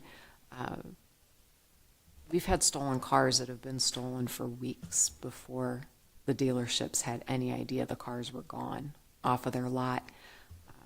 So again, you kind of cut the legs out from under investigations if we're cutting information that quick. Some of the cameras and the info are being used for longer-term investigations. Criminals have gotten smarter to a certain extent.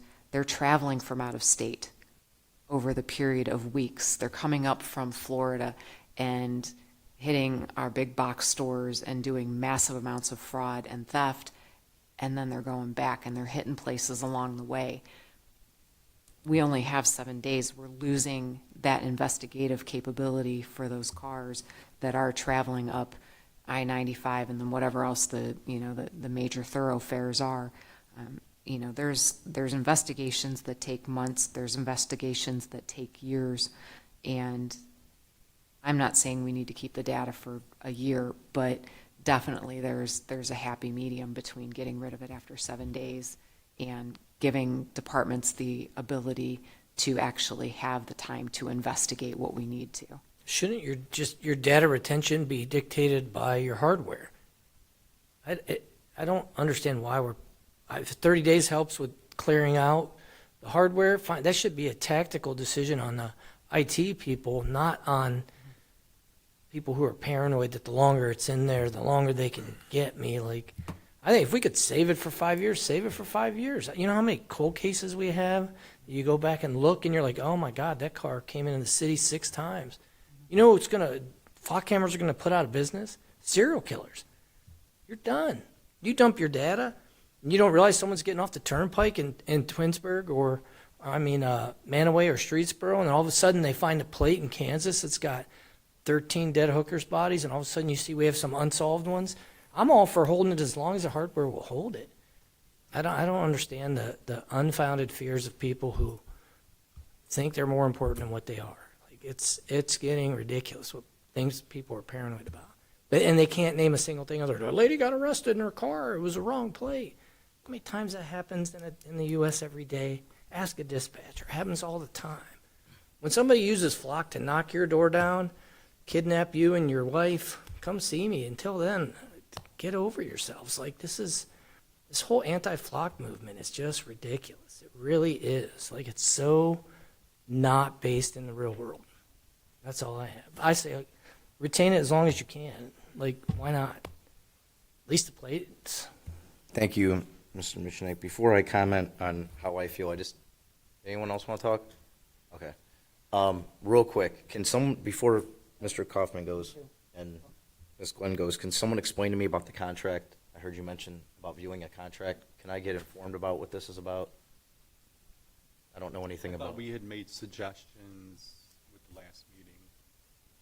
I just want to see the contract that we're agreeing to when we purchase these cameras. Right, and I wanted to see that also. That's And all. Chief Wayne, could you, I guess, maybe speak on that because we've talked about that? I'm just trying to get caught up on that.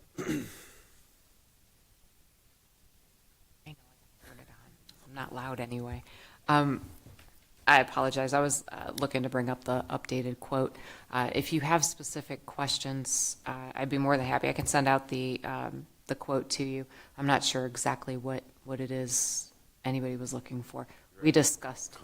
Yeah, besides the contract itself, is there specific questions about the contract? I gave you guys the packet from Flock, which has a lot of information in it specifically Ring's for asking- councils. I want to read the contract. Like why we can't read the contract? Is there something in it that we can't see? Like, I'm just trying to he wants to see the contract. Do we have the contract? Yeah, I'll send it to you guys. I mean, I have Right. the Not the quote, the contract.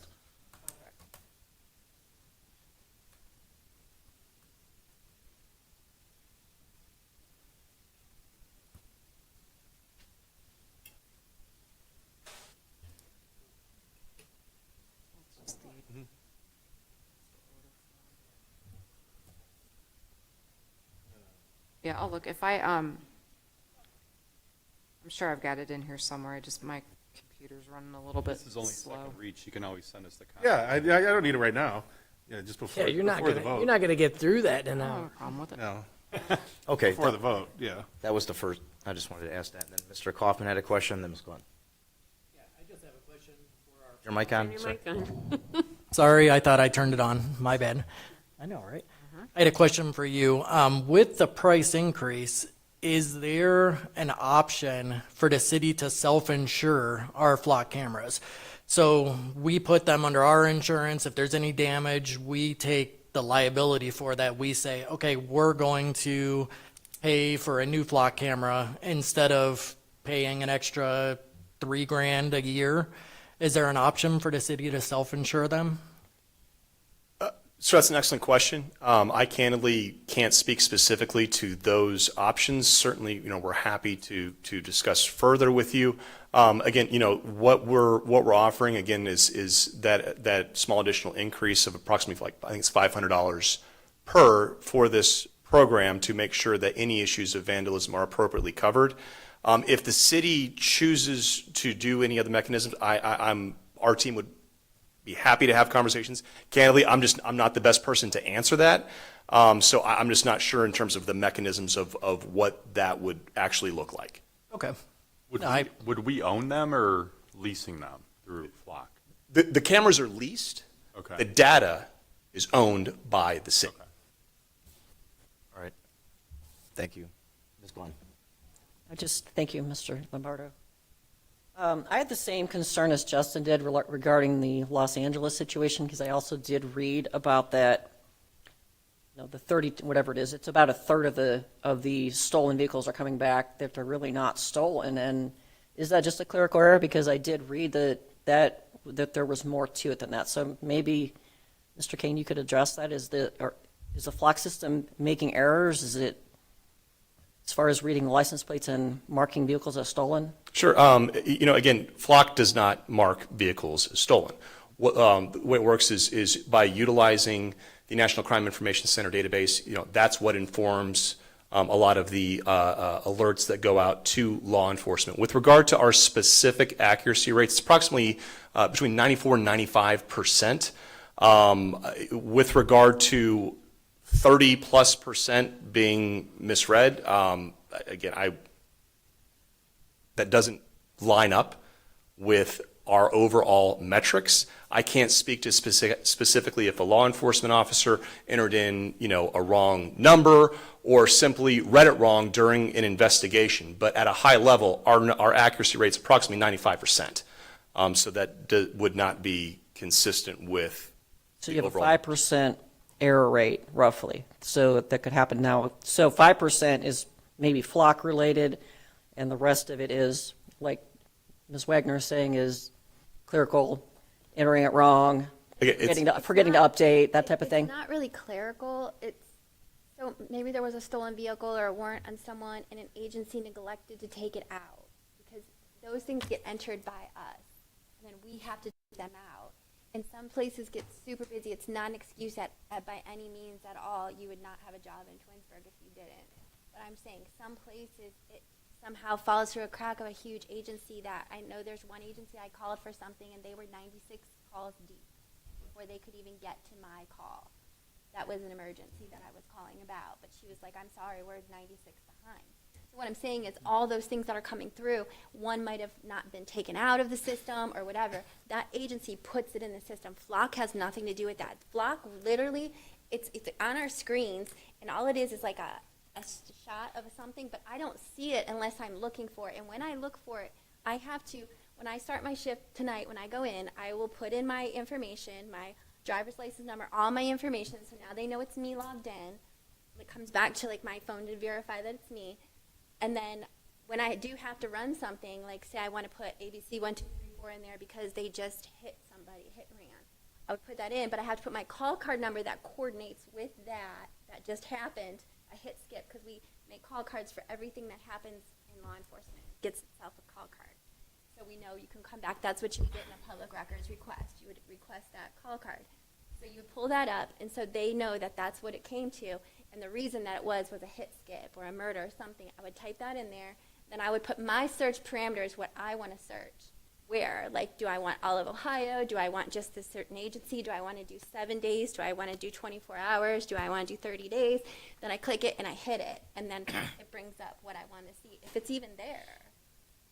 And then some of the problem ones are if something's like muddy or really, really dirty, it might come up and you're like, I don't know what that looks like. It's hard to see. So you really, if that's the case, then that car just got away because you can't see it. And Flock's not doing anything unless it was entered on that plate that the agency did it. And any action, Jen, correct me if I'm wrong, you dispatch an officer out. Flock makes no arrests. Flock does not decide what's stolen and what's not. They are just a data gatherer and a data hub. Right. It was put in by the agency, and then so say someone comes through one of our cameras that has, let's just say, a warrant. It sends out a message to the dispatchers and to the officers that are logged in their cruisers. It sends like a notice, so we're all like, oh boy, so we create a call card immediately, and we dispatch an officer that says 82 at 480, we just got a warrant come through in this car with this plate, and they like head that direction. If they're there, they get it. If they don't, they can't. It just depends. It's not like, that's not something that we're like, okay, we're going to follow this person everywhere. We're not. They're going to look in the area. If they're not, it's called UTLGOA, which is unable to locate, gone on arrival. I mean, that happens because they're not there. And they don't rely on They have Flock to to identify say the warrant's valid. They'll stop the car It could and be say, PC hey, are you or John stop. so-and-so? And then they'll run it through her to see if the warrant's valid through the court system, not through Flock. I think that's a big misunderstanding people have, is that Flock is some sort of, it's literally just a data net, and they're spitting back data. And Flock doesn't add any of that info. The Flock is just the tool we're using. We're doing it. All of these. I understand that, but I guess I'm wanting to know if there's errors in the reading of the license plates is my question. Of course. So it's 5%. So the officer should show up, right, and see the actual Correct. plate. and be like, no, that's not the plate. They're not just relying on the flock hit, walking up to the car and saying, I'm sorry, you have a flock hit, you're under arrest. They're running the plate themselves through leads. They're running the person. They're doing all these fail-safe catches, have nothing to do with that. It's just a tip. It's a tip. Okay, so you're saying then, Steve, that if somebody's getting pulled over at gunpoint by the cops, this is really just bad police work? That's really what it is? They're not taking their tip and saying, and this has nothing to do with our police department. I'm just asking just because we would be connected to everyone. I mean, Bad police work because somewhere in the system. but you're saying it's just a tip. So the tip starts here and then, It is a tip because somewhere in the system, that plate is listed as a stolen car. Not by Flock, no, I, by but another police I officer. in a understand, but different Flock's city. taking the photos. So that's where the license plates are coming from, the picture. Flock is repeating the game of telephone. It's saying, hey, we have information. This plate is a stolen car. That means Cleveland put it in wrong. They do it all the time. And so you get stopped. They walk up to you. If it's not the plate, they read it. It's off by a digit. The officer's going to see that. You're going to be released. If it's entered as stolen wrong, then that's between you and Cleveland. Okay. Too, you have to remember, in a lot of things, we communicate with agencies all over the state in different ways. We do bolos, we do a lot of things through leads, which also leads is very, we log in with our personal information, so leads, it's how we run plays, how we run people, how we run everything. Everything is monitored in law enforcement like you couldn't even believe. It's everything where it brings it back to you, and you can't just run a plate. I can't run myself, or I'm going to get in a lot of trouble. I'm not allowed to do it, not even just test something. You can't run yourself. So everything is just kind of run, and it's all put in by the agency, and it goes that way. And so when an officer would show up, so say this car pulled into the Cracker Barrel in Twinsburg, they get up there, and it's like the Flock said it looked like a silver car with ABC 1, 2, 3, 4, but they get there and it's a blue car. Obviously there was a misread. There's so many different things you kind of look at to make sure it's what the car is, whether it's the same color, if it has this on it, or if it has that on it. I mean, there's just so many different things that happen. So I'm kind of surprised by some of the comments, because there's so many different fail-safes that, yeah, once in a while things happen, but we really don't do felony stops just because someone said so, or you just think that's what happens. There's all these boxes that get checked when officers do something, or dispatch gives something, or, and literally Flock is just a tool that we use. The felony stop is just a slower stop that protects the officer. They're not shooting at the car. They're not busting the windows out. They're literally slowing things down, waiting for backup, having their arms ready to go in case it is a murder suspect. They're not running up to the car and dragging them out of the vehicle. It's literally a slowed down, controlled environment with multiple officers. And if you obey the commands, you're fine. Like, you're totally fine. Sir, did you have anything to add? You brought up a very important point with regard to the network itself. And just because a community chooses to utilize Flock, that does not mean that community is part of any network. Everything on Flock is opt-in. The community makes the determination with whomever agency they choose to share data with. It could be within a 5-mile radius, it could be across the state of Ohio, or it could be across the country. But those decisions are not made by Flock. That is made by the community. We ensure that there is clarity and transparency around what those sharing relationships look like, but there are options. It's not just a monolith of, oh, well, if you're a Flock customer, then you're sharing data across the country. That's not accurate. I just wanted to clarify. I understand, but Chief Wayne, I believe that you were looking to just have this shared pretty much with every law enforcement agency, like nationwide. Is that what your thoughts are? That would be my thought. It's one of those things that it doesn't do a lot of good if you don't share. If we have our data and we don't share with anybody, then what good does it do the neighboring agency? Again, it's like with the missing woman from Medina. If Medina doesn't have access to, I don't know if they found her in Hamilton County or if it was Cincinnati specifically, but if Medina doesn't have access to Hamilton County, then what good is the camera doing? Because now we don't know where she's at, because we've lost wherever we have access to. That's where we have, we can find the car to, and then we lose it. So if Medina Holy has access to Medina County, if she manages to get to Hamilton, the cameras do no good. The same thing for Lorraine with the 16-year-old. You know, it's great if Lorraine can find the car in Lorraine, but if that car comes to Streetsboro and Lorraine doesn't have access to Streetsboro cameras, again, what good are we doing if we're not sharing? And to that point, if I may, last summer there was a massive human trafficking investigation called Operation Coast to Coast. Approximately 17 states worked together to apprehend 80 suspects, including several minors that were sex trafficked. They worked together utilizing Flock, and thankfully those individuals are no longer being sex trafficked. And that speaks to the chief's point of the power of collaboration and coordination. But again, you know, as I mentioned, those decisions are made by law enforcement, not by Flock. Thank you. Understood. Okay, so I have, I'm going to try to shorten it up. I got to listen to everyone talk, and first I want to say that I respect Mr. Ring and everyone else's opinion about these, regardless if they like them or not. I spoke to some people I know in the city, and as many people that don't want them, there's the same amount, if not more, that do. Exactly. And when I'm up here and I make a vote, I try to make a vote not based on my personal, and this is not against, I'm not saying this about anyone here, I'm saying about me. I don't make a vote based on how I personally feel. I try to make a vote for what's best on the entire community of 18,000 residents, okay? It's a very tough thing to talk about, okay? But at the end of the day, I'm looking at it as more of a safety, safety for the city.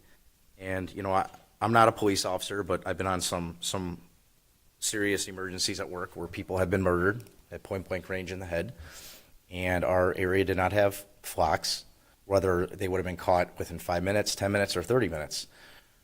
You know, I'm for them. I do understand some concerns, and I think that we need to make sure that we iron out some of those concerns before we vote.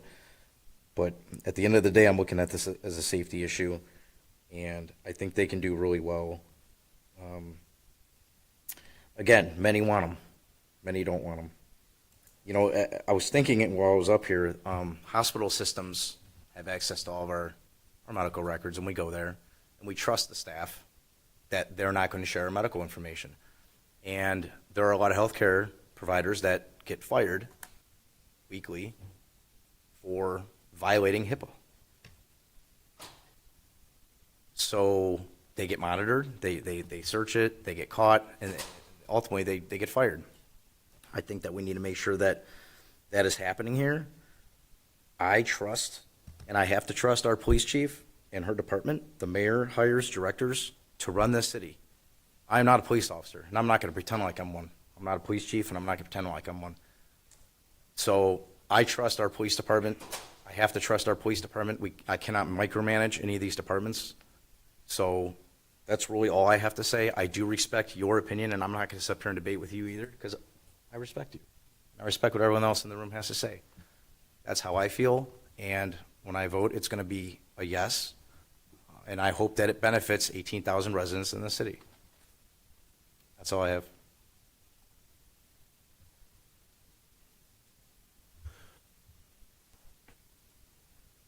Is there any more discussion on? No, just thank you. Yes, thank you for coming and helping us out with that. Do we need to make amendment to it to change the price? Oh, yeah. Legislation is written with the lesser dollar number. So what's the new price? 63. I'll make a motion to amend T8027 to state the new price of 63,000 from 54,900. Second. Okay. All in favor on that price change? Aye. Any opposed? No. Okay, one no. Don't like the price either. I'm sorry? Just talking to Justin. Okay. And we are on to T8035? Yes. T8035, amend Chapter 1155, off-street parking and loading requirements. Caroline, please read by title. An ordinance amending Chapter 1155 of the codified ordinances of the City of Streetsboro relating to parking and loading requirements. T8036, amend section 1103.2A 129, rear yard definition. Caroline, please read by title. An ordinance amending section 1103.02A 129 of chapter 1103 of the codified ordinances of the city of Streetsboro relating to definitions for rear yards. All right, item 9, third reading, there is none. Item 10, mayor's report. Thank you, Mr. Lombardo. First off, I would like to start off and express my condolences to the city of North Royalton and to the family of David Smerrick. It is another tragedy in a world full of tragedies, and it's getting far too often. And I don't know what the solution is. The more that the newspapers release, and the more that the radio or TV stations release, this guy was the suspect is a 69-year-old man who had run-ins with the building commissioner, and for someone to go to that extreme that, you know, they would come and shoot someone. I do have a fear for our building guys. I mean, they have to, and our zoning guys, they have to go in and they have to do these things, you know, to enforce our laws. And there is, you know, there is a lot to be fearful of anymore. And it's a shame that we live in a world that we do, that people just decide that life is worthless and they go up and just off someone. And to me, it's beyond comprehension. You know, we've had talks with our building people and with our zoning people and told them, you know, please be careful. You know, we do have a relative amount of security built into all of our new city facilities. I instructed Billy today to begin to put up some type of a glass or barrier enclosure at our service department, so that you know, so our clerk and our people down there are as protected as they can. I mean, we can't put bulletproof glass up, but we've got to be able to stop. And there, you know, we've told people keep the perimeter doors locked. I mean, this guy obviously came in right in the front door, but you know, it is just a senseless tragedy. And you know, being the mayor of a city, it really hit home, because if anybody thinks that any city in America is immune, I've got some land in Florida to sell you, and it scares the daylights out of me. So please, everybody, just and you guys made somebody mad tonight, and you just don't know in this day and age what is going on. The world's going crazy. It really, truly is, and it scares the hell out of me. That's all I got. I have a question. You said we can't put up bulletproof glass. Why not? Is it just way too expensive, or? Way too expensive. We have good, solid glass that does afford protection, you know, for the clerks and the different departments. But I can't remember when we were building, what was the bulletproof glass, Matt? It was ridiculous. I mean, it was like $50,000 to put in just for the front glass there. Yeah, I mean, it was crazy, crazy expensive. We did, I mean, the glass we got still was very expensive, and it is, you know, it is tempered. You know, you're not going to go up and just punch through it. But we do feel that we have protected, you know, our folks to the best of our ability. You know, people without access can't get back certain doors, so they can only, you know, they can only reach certain areas that are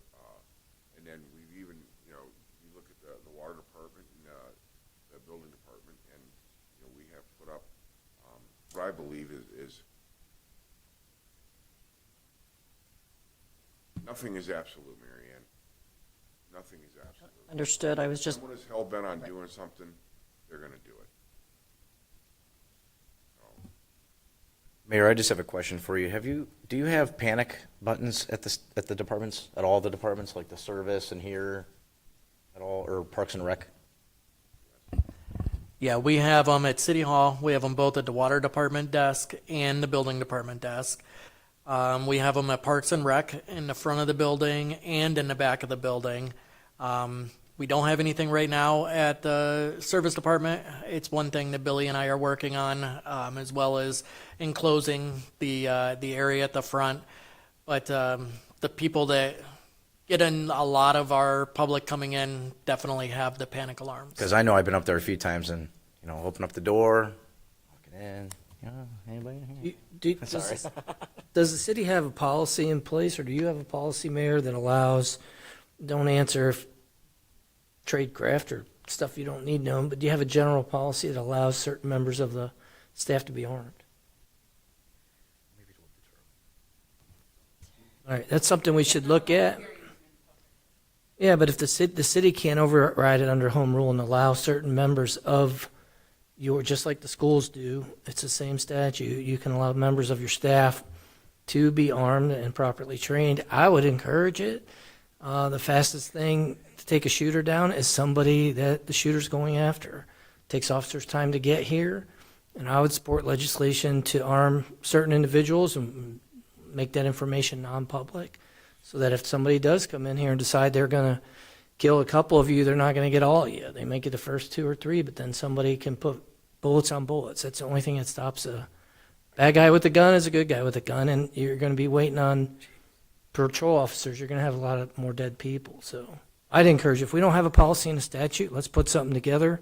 You decide who can go through the training, make that all non-public, and get a few people armed in the building that are, except for the Miller brothers, I'd support it. Just kidding. Don't do that. Yeah. It says Take them all away. previously authorized on the signs. I guess. I'm something to look into. Maybe for next safety committee we could talk about it.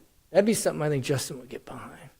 No, I think it'd be safer if nobody had guns. Yeah, I know that's In what the that name be. of safety, we should ban all guns from. Right. I know you're lying now, Justin. All right. All right. Yeah. In the name of public safety. He's pulling my chain. Yeah. All right. Thank you, Mayor. Item 11, President of Council's comments. What can I say here? It was a good discussion today. Happy to be a part of it. I don't have anything else at this time. I'm going to direct my time to Mr. Mishniak tonight. Arm the staff as soon as possible after being properly trained. That's all I have. Thank you. Mr. Hannon. Thank you. Certain staff. Nothing personally to add other than the fact that I'm planning on missing the next meeting. So Okay. I don't know if anyone else was planning on missing, but I have to attend something for work. Is that August 10th? I'll be here. All right. If anyone could check their schedule, let Caroline know so we can make sure we have enough people. Is that the third read on Flock? It is the third read on Flock. You only need 4, so it doesn't matter. Just calculating in my head. No, I do have something going on though, so. The people of the city are paying you to be here, though, sir. Mr. Ring. Yeah, I will say, before I move on, I feel like I've only missed like 2 meetings in 10 years or 3 meetings in 10 years, so I feel like Somebody fact check him. Caroline's Sounds already like got, she's BS. already got it right here. And every Sounds time like I've missed BS. a meeting, it was for the military, so. Oh, the military card. All right. Very valuable reason, I guess, to miss stuff. Did they give you bullets? Maybe. See, Mr. Ring. I'd feel more safer if you were armed right now and you're not armed. What you got for us tonight? I have nothing. Okay. Ms. Wagner? Mr. Lampa?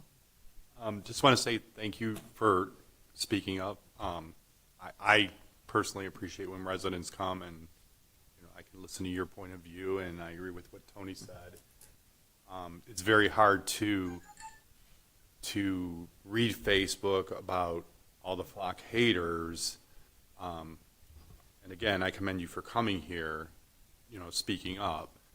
But we have a job to do where we have to listen to half the city, doesn't want them, a lot of people want them, and I'm with Tony on that. It's just a hard decision to make, but I appreciate you coming in and voicing your concerns. That's all I had. Okay, I did want to thank you for letting us know about the committee closing down, and thank you for those donations. And can you let all of them know that we appreciate all their hard work that they did? I joined the committee for about a month. It was a lot of work, and I couldn't finish. So thank you for what you did and the rest of them.